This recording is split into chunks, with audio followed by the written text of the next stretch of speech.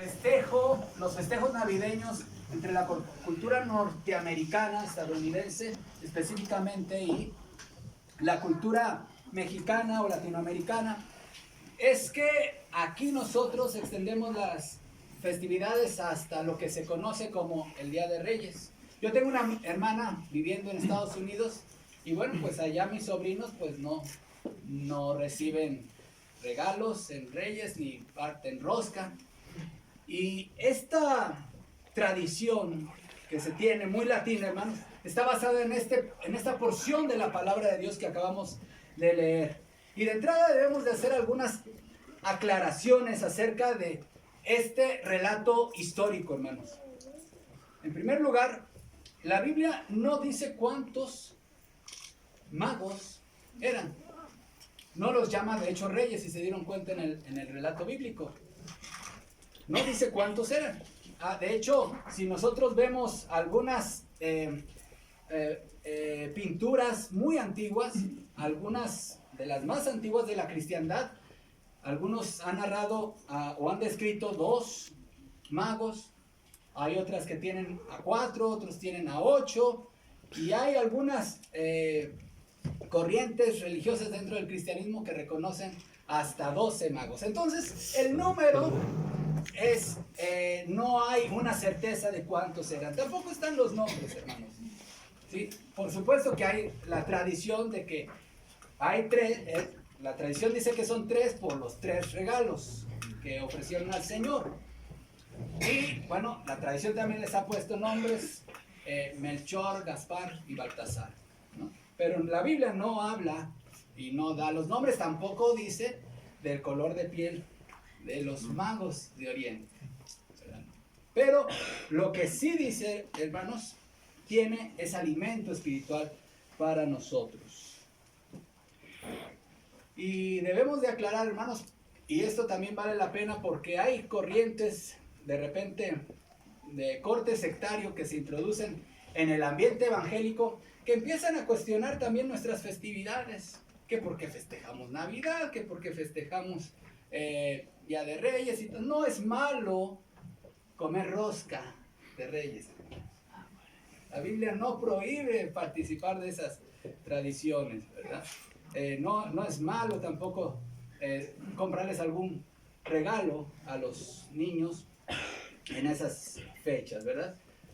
Pero en esta porción, hermanos, en este relato histórico, y es algo que hace diferente el Evangelio de las religiones paganas de la antigua Grecia y las mitologías, es que aquellas eran mitos, hermanos.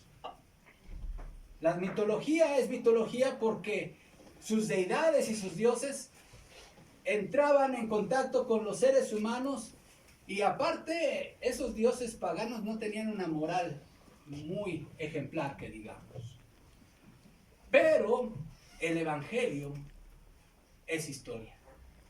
Y el Señor incurrió en nuestra historia humana. Por lo tanto, el relato del evangelista Mateo hace referencia al contexto histórico en el cual nació nuestro Señor, en el cual se dio el milagro de la encarnación. Note cómo inicia el versículo 1, cuando Jesús nació en Belén de Judea. Usted puede ir, tomar un avión y visitar Belén. Existe Belén, un lugar real, y existía en esa época. Y ahora, no solamente la referencia geográfica, sino también la referencia histórica cronológica, en días del rey Herodes, un rey vasallo que está atestiguado por la historia secular, incluso por fuentes no bíblicas, de su existencia. Por lo tanto, la venida de nuestro Señor Jesucristo, hermanos, se da en un contexto histórico. Esto es historia, no es leyenda, no es mito. Realmente Dios nos visitó, hermanos. Y quiero compartir con ustedes esta noche acerca de 3 actitudes. 3 actitudes que se pueden tomar ante la llegada del Rey. La primera actitud, una actitud negativa, es una actitud de odio, como la que manifestó el rey Herodes. Una segunda actitud negativa es la actitud que tuvieron los escribas y los principales sacerdotes, que es una actitud de incredulidad y menosprecio, que es otra forma muy simulada de odio hacia el Mesías. Y una tercera actitud, que es la actitud de los magos, que es recibir al rey con adoración y entrega. Primeramente, hermanos, analicemos la primera actitud negativa, la actitud del rey Herodes. ¿Cómo recibió Herodes al rey? Con un odio declarado, abierto, sin disimulo. Dice la palabra de Dios que Jesús nació en días del rey Herodes. Ahora, ¿quién era este Herodes? Bueno, se le conoce como Herodes el Grande o Herodes I, porque tuvo sus sucesores. Herodes fue el primero de una dinastía de reyes vasallos. Ustedes saben el contexto histórico. Al pueblo de Israel, el territorio que hoy ocupa Israel, se le conocía en ese entonces como Judea. Y el emperador romano había colocado ahí a Herodes como un rey vasallo, pero Herodes no era de la línea davídica, ni siquiera era judío, hermanos.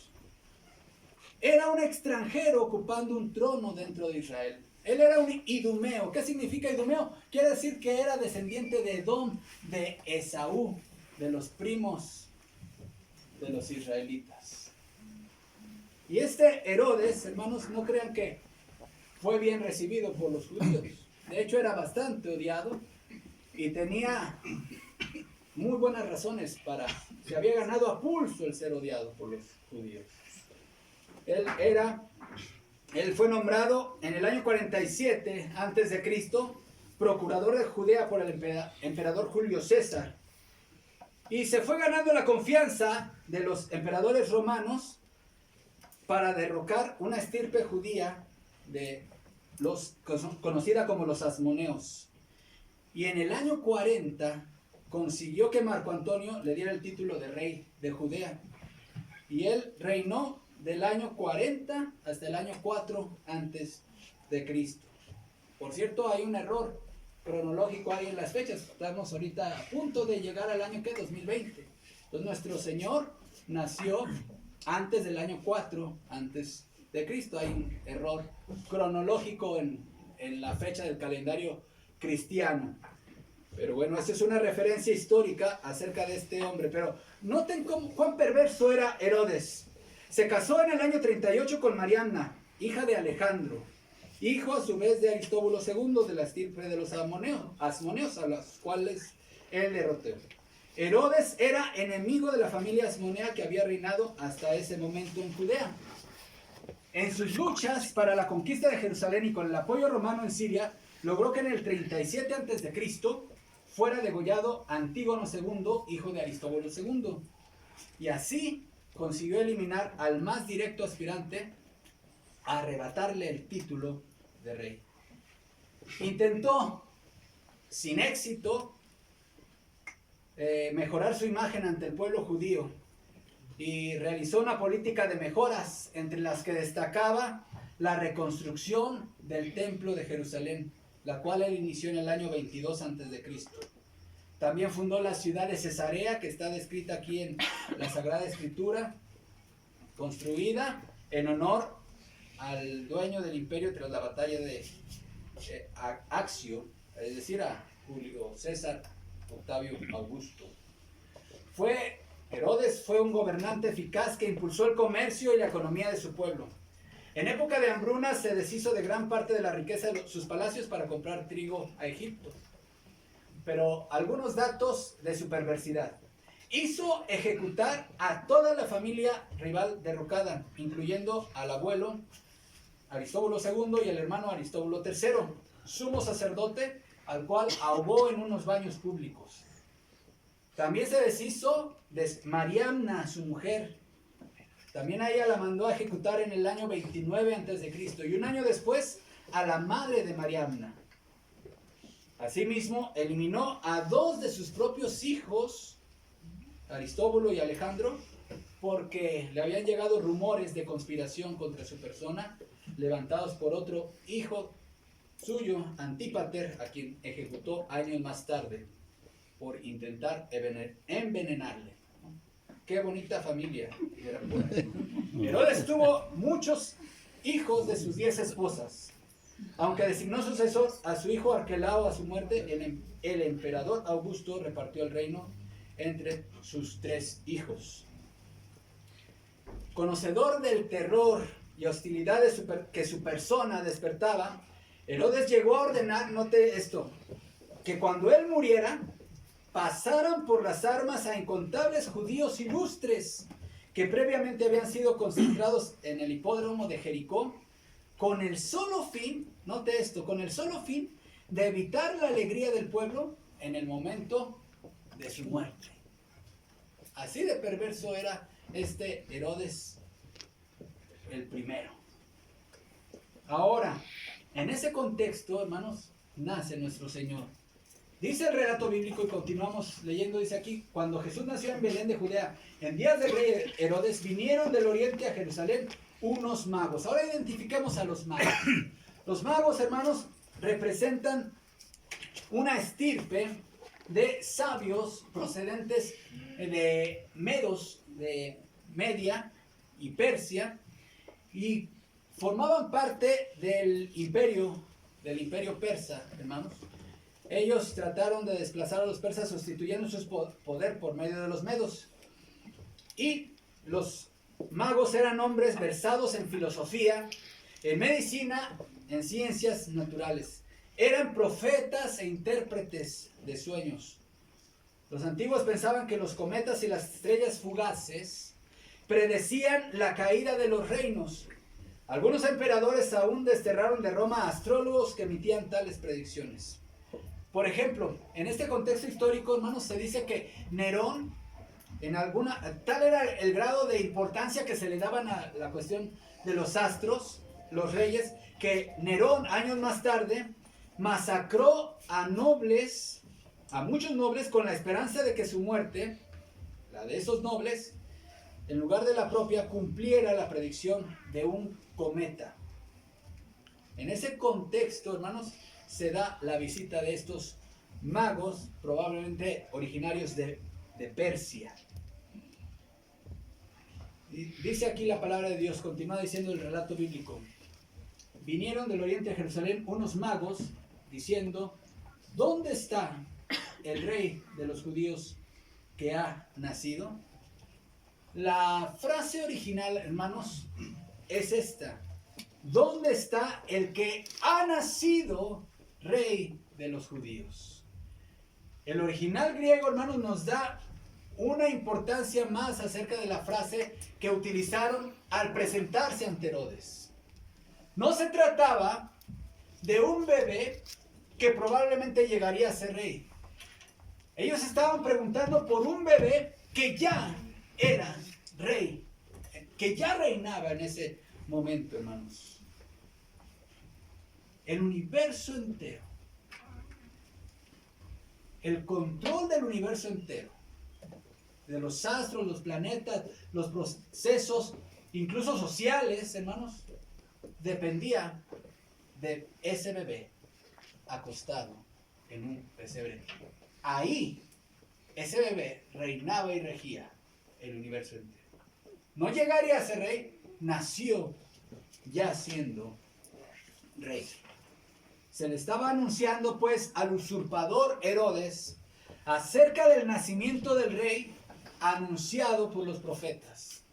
Por lo tanto, Herodes aquí, su alarma fue mucho más grande que la que tuvo ante amenazas de derrocamiento en ocasiones pasadas. Porque en esta ocasión, estos magos, que repito, se le daba mucha importancia a lo que los magos persas decían, porque era conocido en todo el imperio, en todo el Mediterráneo, hermanos, era conocido que los mejores astrónomos de la época estaban en Persia.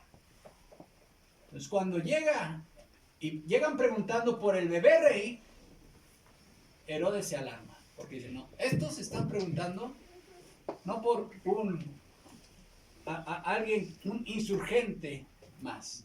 Están preguntando por el Mesías anunciado.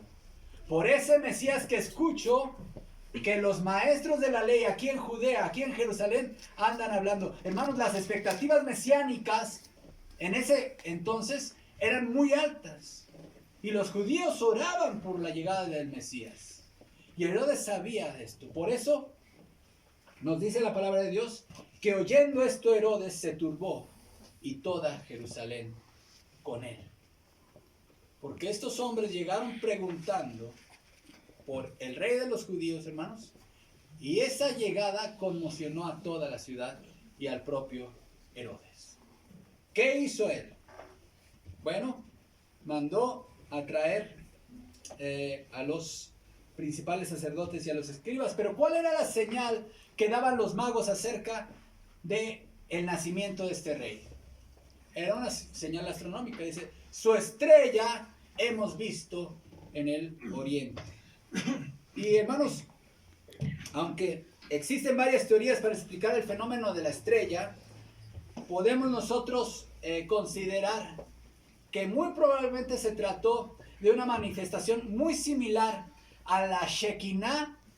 ¿Recuerdan la Shekinah? Esa columna de fuego que iba guiando al pueblo de Israel en el desierto.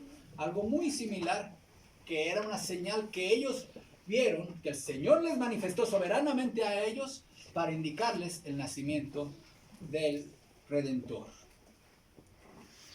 Puede, hermanos, que nos parezca extraño o extraordinario que aquellos hombres iniciaran un viaje desde Oriente para encontrar un rey. Pero lo extraño es que precisamente en el tiempo que nació Jesús, hubo en el mundo un asentamiento extraño, un sentimiento extraño de expectación de la venida del rey. Incluso los historiadores romanos lo sabían, hermanos. No mucho tiempo después, Suetonio, un historiador, podía escribir que se había extendido por todo el Oriente una vieja creencia establecida de que estaba programado para aquel tiempo que vinieran hombres de Judea a regir el mundo. Es decir, estaban las expectativas no solamente en la comunidad judía, sino también en otros pueblos, de que habría llegado un rey judío que regiría a todo el mundo conocido. Como también Tácito nos habla de la misma creencia, que había una firme convicción de que por ese mismo tiempo el Oriente habría de tener mucho poder y gobernantes que vinieran de Judea adquirirían un imperio universal. Esto está en lo que escribió Tácito en sus historias. Los judíos, por supuesto, tenían la creencia de que en ese tiempo, hacia un tiempo, su país se convertiría en el gobernador de todo el mundo habitado. Vemos aquí a un rey que al escuchar la noticia de la llegada del Mesías, hermanos, su respuesta fue de odio, como vimos aquí. ¿Cuál fue su reacción? Querer eliminar. Como si ya había eliminado a su mujer, ya había matado a sus propios hijos, pensaba que él podía matar al Mesías, rey de Israel. Pero ¿cuál era el propósito de la visita de estos magos? Dice, porque su estrella hemos visto en el oriente y venimos a adorarle. Esta palabra es sumamente fuerte, hermanos. No era un homenaje nada más similar al que se le da de forma diplomática a un rey o a una autoridad. Era adoración. Ellos sabían que el rey del universo, el Dios creador, estaba visitando a los judíos. Vivimos, hermanos, en una época en donde hay muchos Herodes. Usted puede entrar a las redes sociales, puede conocer el contenido de muchos películas, libros, artículos, corrientes ideológicas, y el odio hacia el Señor Jesucristo es grande. No solamente Herodes odiaba al Señor Jesús. Hoy en el siglo XXI muchos seres humanos, sobre todo procedentes de regiones del mundo en donde el cristianismo tiene siglos, generaciones actuales odian al Hijo de Dios. y lo ataca. Y su odio es sumamente grande. Justo en estas semanas no salió el tema de que estaba por transmitirse una película blasfema en contra del Señor Jesucristo. Y hasta se levantaron firmas y ha habido todo un revuelo alrededor de esta situación. Pero no es la primera vez que ocurre esto. Libros se han escrito, universidades se han construido justamente para desacreditar el cristianismo. La gente sigue odiando al Señor, y el odio hacia el Señor Jesucristo está descrito y profetizado desde el Salmo capítulo 2, hermanos. Si nosotros vemos el Salmo 2, aquí describe cómo las sociedades del mundo querrán romper cualquier atadura que les ate hacia la fe cristiana. ¿Por qué se amotinan las gentes y los pueblos piensan cosas vanas? Se levantarán los reyes de la tierra y príncipes consultarán unidos ¿contra quién? Contra Jehová y contra su Cristo, contra su ungido, contra su Hijo. ¿Qué van a decir los reyes del mundo? Rompamos sus ligaduras. Es decir, no queremos tener nada que ver con Jesús. No queremos tener nada que ver con su palabra. No queremos tener nada que ver con su cristianismo. Echemos de nosotros sus cuerdas. ¿Qué dice la palabra de Dios? El que mora en los cielos se reirá, el Señor se burlará de ellos. Luego hablará a ellos en su furor y los turbará con su ira.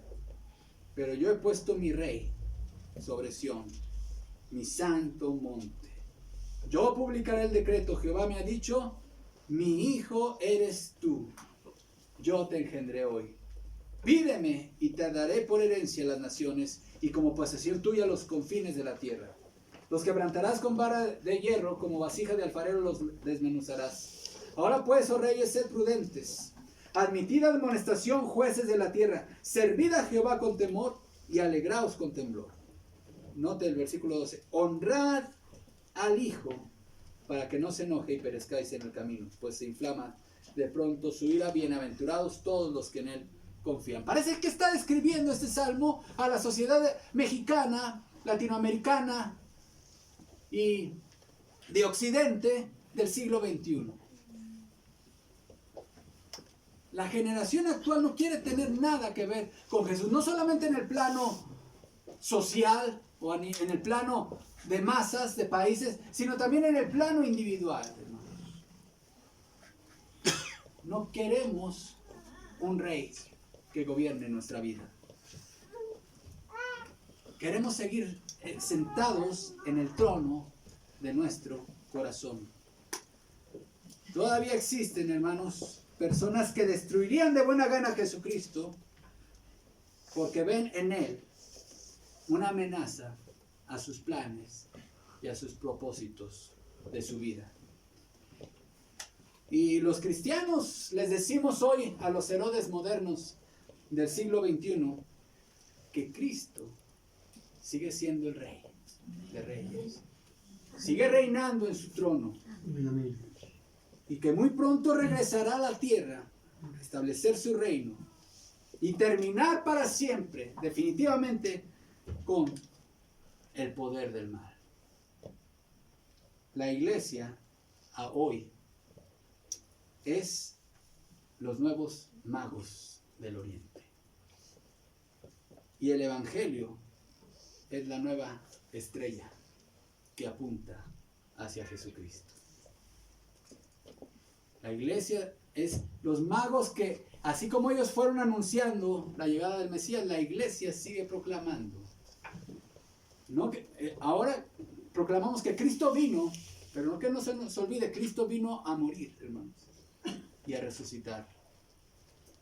A morir en sustitución nuestra, por nuestros pecados. Este odio, hermanos, contra el Hijo de Dios, no piensen que va a ir disminuyendo. Tristemente, la palabra de Dios declara que irá en aumento. Y llegará a su punto máximo cuando se levante un hombre carismático, amado, admirado por todos los que no son cristianos. La Biblia dice que habrá expresiones que dirán, ¿quién como la bestia? Y lo adorarán. Y él demandará adoración. De hecho, hermanos, Cristo les dijo a sus adversarios judíos, yo he venido en nombre de mi Padre y no me recibís. Si alguno viniere en su propio nombre, a ese recibiréis. Y hermanos, los judíos no conocieron el tiempo de su visitación. Ellos siguen todavía con expectativas mesiánicas. Pero, ¿qué hay de nosotros? Y esto nos lleva a la siguiente actitud incorrecta. Ya vimos, una es el odio abierto contra el Hijo de Dios. La actitud de Herodes. Querer matarlo, querer destruirlo, que no existiera. Borrar el nombre de Cristo de este planeta. Pero hay otra que creo que es, incluso por curioso que nos parezca, hermanos, incluso más peligrosa que la actitud del mismo Herodes. Que es la actitud que tuvieron los religiosos, el sector religioso, ante la llegada del rey de los judíos. Regresamos a nuestro pasaje en Mateo, hermanos.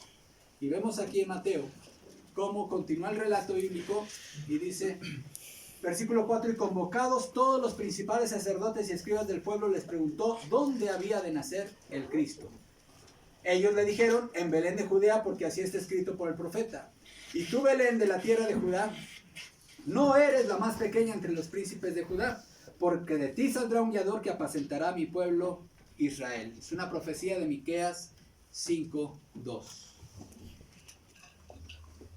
Hermanos, las expectativas judías, ya lo mencioné, eran altas en esta época acerca de la llegada del Mesías. Anhelaban, como hemos cantado aquí en el coro, ellos cantarían este himno, oh ven, Emmanuel. Deseaban que llegara su Mesías. ¿Por qué? Si aquí el rey Herodes los está llamando para preguntarles dónde había de nacer el Cristo, ¿por qué entonces no vemos correr al sector religioso de los judíos a Belén a conocer al nuevo Mesías? Porque su orgullo no les permitió ver y creer que Jesús era su Mesías. ¿Qué dijeron? Herodes, ¿por qué nos mandaste a traer? Bueno, es que están aquí unos magos persas que están diciendo que vieron una estrella en el oriente que les anuncia la llegada, el nacimiento del rey de los judíos. ¡Ah! Son persas, son paganos. Está descartado. Si Dios va a mandar a su Mesías, a quien nos lo va a notificar va a ser a nosotros. Probablemente va a ser de una forma como en el Sinaí, con la gloria de Dios, a través de un profeta judío. A lo mejor algún fariseo o al príncipe de los sacerdotes, al sumo sacerdote.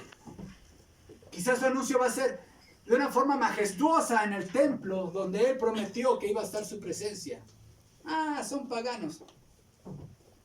No puede ser cierto. Está descartado. Pero bueno, si quieres saber en dónde, aquí dicen nuestras escrituras que van a ser en Belén. Una actitud de incredulidad y de menosprecio. Y esa es la actitud, hermanos, del sector religioso. Su teología no les permitió conocer a Jesús. Y es que, hermanos, el ser religioso, en el caso de estos escribas y fariseos, no les sirvió para conocer el tiempo de su visitación. Y me temo, hermanos, que muchas personas en la actualidad que profesan cualquier religión, incluso religiones del sector cristiano, Y déjame decirte, hermano, hermana, amigo y amiga, que me escuchas esta noche. Yo no sé cuál sea tu afiliación religiosa, incluso si fueses evangélico. Pero es posible que tu religión y tu conocimiento y tu religiosidad hueca te tengan cegado para conocer a Jesús. Eso le pasó a los escribas y fariseos, ¿no es cierto? Ellos no conocieron el tiempo de su visitación. Y ellos iban a seguir ciegos porque ellos, sus hijos seguramente, eran los que estaban gritando 33 años después, crucifícale, crucifícale. Fueron el grupo que se opuso y a quienes Jesús condenó en su ministerio terrenal. ¡Ay de ustedes, escribas y fariseos, hipócritas! Porque ni entráis ustedes al reino de Dios, ni dejáis entrar a los que quieren entrar. Qué paradójico, ¿no? Que un sistema religioso desvirtuado aleja a las almas de Dios.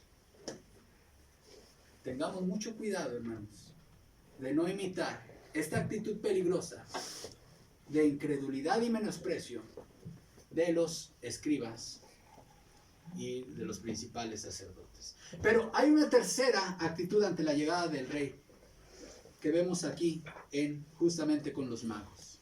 Vemos nosotros aquí en el versículo, seguimos nuestro pasaje. Entonces Herodes llamando en secreto a los magos, indagó de ellos diligentemente el tiempo de la aparición de la estrella.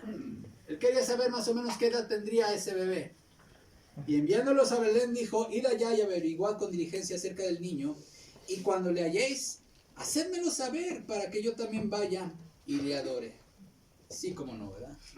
Ay, ajá, como dicen ahora. Ellos, habiendo ido al rey, se fueron, y aquí la estrella que habían visto en el oriente iba delante de ellos hasta que llegando se detuvo sobre donde estaba el niño. Y al ver la estrella se regocijaron con muy grande gozo. Y al entrar en la casa, vieron al niño con su madre María y postrándose lo adoraron. Y abriendo sus tesoros le ofrecieron presentes, oro, incienso y mirra. Entonces no seas como Herodes, pero tampoco seas como los escribas y el sumo sacerdote. Sé como los magos. Recibe la llegada de Jesús y el nacimiento de Jesús con una actitud de adoración y entrega. ¿Qué dones le entregaron, hermanos? Oro. El oro, el entregarle oro, cuando los magos llevaron oro y escogieron los regalos, es porque tenían claro tres cosas, hermanos. Sabían que el oro es un regalo real. Y este era un regalo que se entregaba justamente a aquellos que eran reyes. Incienso. Era parte del ritual de adoración. Y el incienso está ligado totalmente con la adoración a Dios. Por lo tanto, estaban reconociendo que ese bebé era Dios mismo, hermanos, digno de adoración. Y mirra era una hierba para también a los que morían, envolver los cuerpos de aquellas personas que morían. Estaban apuntando al sacrificio. Él iba a morir y a estar en la tumba. Ellos estaban entregando en estos tres regalos, hermanos, nos están dejando a nosotros un evangelio ejemplificado. Ahora, termino con esto, amados hermanos y amigos, en esta noche de Nochebuena. Jesús nació en Belén de Judea. El rey ya vino. Y 21 siglos después, ¿cómo es tu reacción ante su nacimiento? ¿Con odio, como Herodes? ¿Un odio abierto, no disimulado? ¿Con incredulidad y rechazo, como los escribas y fariseos? ¿O con amor, devoción, adoración y entrega. Dale estos mismos 3 regalos a Jesús en esta Nochebuena. Dale tu oro. Confiésalo como el Rey y Señor de tu vida. Dile, Jesús, hasta ahorita en el trono de mi vida, el que ha estado sentado he sido yo. El que rige mi vida hasta ahorita he sido yo. Y lo he regido muy mal. Me ha ido muy mal, he tomado muy malas decisiones como gobernante de mi vida. Siéntate tú en el trono, te declaro y te corono rey de mi vida para siempre. Dale tu oro, pero también dale tu incienso. Reconoce que ese niño es Dios digno de toda tu adoración. Él diría, si ustedes no creen que yo soy quién, que yo soy Jehová, que yo soy el Dios verdadero, en vuestros pecados moriréis. Es importante, fundamental también reconocer la divinidad de Jesús. Y también dale tu mirra. La palabra de Dios dice que todos los hombres nos descarriamos como ovejas. Todos hemos pecado, quiere decir que hemos violado la ley de Dios y estamos separados, no alcanzamos la gloria de Dios. Por eso vino Jesús. Por eso hay Navidad. Porque Dios nos visitó. Y Él un día habría de morir. No murió en manos de Herodes. Dios guardó su vida. Porque ese niño tenía que crecer. ¿Y sabes por qué tenía que crecer? Porque dice, a ver hermano, si dices que tenía que morir, ¿por qué no Dios permitió que muriera en manos de Herodes? Porque ese niño tenía que crecer. ¿Y para qué tenía que crecer? Para obedecer perfectamente la ley. La misma ley que Él había dado a su pueblo de Dios. La misma ley que Él determinó cumplir. Y Él se sujetó a esa ley. La cumplió perfectamente. ¿Y para qué me dirás tú? ¿Por qué se sometió Jesús a sus mandamientos? Para que esa obediencia perfecta fuese atribuida a los creyentes, a los que por fe lo confiesen como su Señor y Rey de su vida. Pero dijimos que iba a morir y todos sabemos que murió. Realmente murió en la cruz. Pero esa cruz y esa muerte, ese juicio, era el juicio nuestro. Cristo murió en nuestro lugar y satisfizo la ira de Dios. Y Él resucitó. Jesús vive y resucitó no en apariencia, resucitó realmente, corporalmente. Ese mismo cuerpo que estaba en el pesebre, ese mismo cuerpo que estuvo colgado en la cruz, se levantó nuevamente con vida, con las funciones orgánicas, porque después de resucitado comió y fue exaltado y glorificado y está corporalmente a la diestra de Dios. Y hoy manda a todos los hombres en todo lugar que se arrepientan y crean a su evangelio. No seas como Herodes, no seas como los religiosos de la época de Jesús, que teniendo tanto conocimiento bíblico, se perdieron. Sé como los magos, que llegando se regocijaron con muy grande gozo. ¿Te has preguntado por qué tu vida está carente de gozo? Verdadero gozo, no el gozo fugaz que da el pecado. Quizás es porque no has hecho de Jesús el Rey de tu vida, porque la palabra de Dios dice que el fruto del Espíritu es amor, gozo. El verdadero gozo es el que existe en el cristiano que sabe que sus pecados han sido perdonados por la muerte de Jesús. ¿Qué Navidad pasaremos esta del 2019? Que el Señor toque nuestros corazones y que tengamos la actitud de estos magos del Oriente. Les invito ahora, Padre,